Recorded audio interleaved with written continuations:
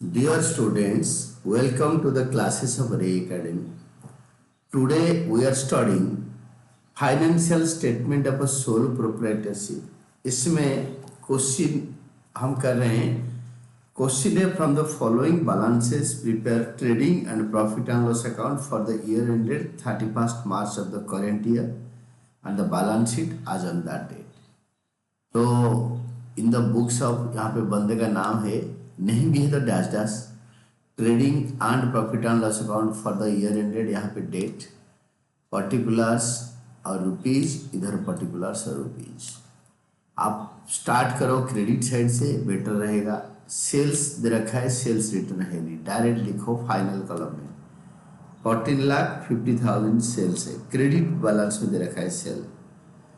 Then closing stock adjustment में 60,000 दे रखा है और closing stock was 70,000 but it was realisable value और मार्केट वैल्यू 60,000.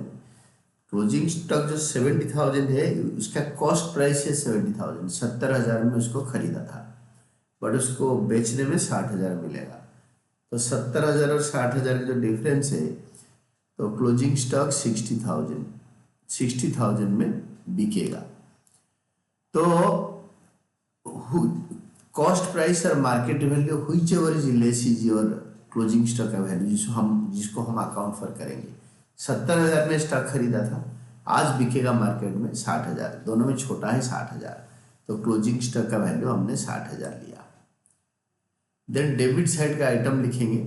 ओपनिंग स्टॉक दे रखा है ट्रायल बैलेंस के अंदर, डेबिट बैलेंस में 2 लाख. देन परचेजेस दे रखा है 9,50,000. Then comes your wages 5 lakh. Credit side बड़ा है, टोटल करो. और नहीं, कैरियज भी है, कैरियज 15,000 है, कैरियज 15,000 है और डेबिट साइड बड़ा है तो डेबिट साइड को पहले टोटल करोगे. और ये 16,65,000 16,65,000 डेबिट साइड में से क्रेडिट साइड में ट्रांसफर करो, यहाँ लिखो. और इससे 15,10,000 ये बन रहा है, 15,10,000 इसका टोटल इस 16,65,000 से माइनस करो. You will be getting gross loss carried down by gross loss carried down 1,55,000. To gross loss brought down 1,55,000 आ गया. देन यहाँ पे डेबिट साइड में आएगा टू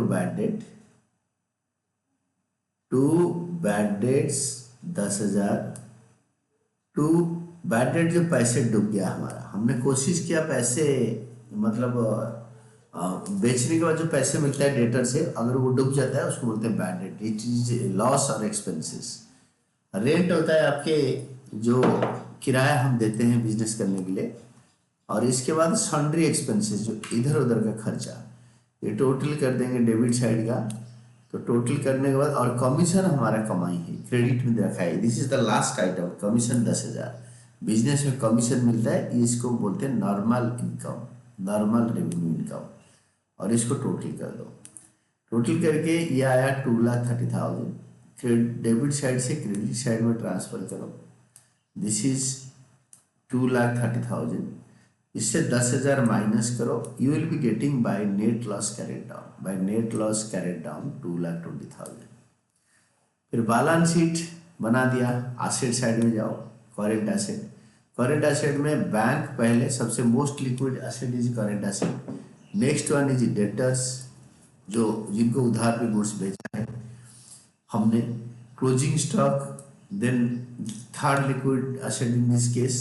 और इसके बाद फिक्स्ड एसेट के नीचे हमारा क्वेश्चन में मशीनरी दे रखा है 4 लाख, सबसे पहला आइटम. देन बिल्डिंग 1,50,000 और इसका टोटलिंग है 10,30,000. अगर हमारा लायबिलिटी इतना आ गया तो हमारा क्वेश्चन करेक्ट है. तो लायबिलिटी, करेंट लायबिलिटी में हमारा क्रेडिटर है 1,40,000, ये क्रेडिट बैलेंसेस में दिया होता है, और 1,40,000. देन और कुछ नहीं है आपके long term liabilities and capital. Long term liability तो है नहीं क्योंकि यहाँ पे खाली कैपिटल ही है, तो कैपिटल और इससे नेट लॉस, ये जो नेट लॉस इसको माइनस कर देते हैं, नेक्स्ट प्रॉफिट होता तो ऐड कर देंगे. ड्राइंग्स दे रखा है, ड्राइंग्स भी लेस करेंगे क्योंकि नेट लॉस भी लेस होगा, ड्राइंग्स भी लेस होगा। नेट प्रॉफिट होता तो 8 होता। तो फाइनल कॉलम में हम लिखेंगे दिस इज ऑल अबाउट 8,90,000 और इसको टोटल करो 8, 9, 10,30,000 and this is tally and these are all about your answer.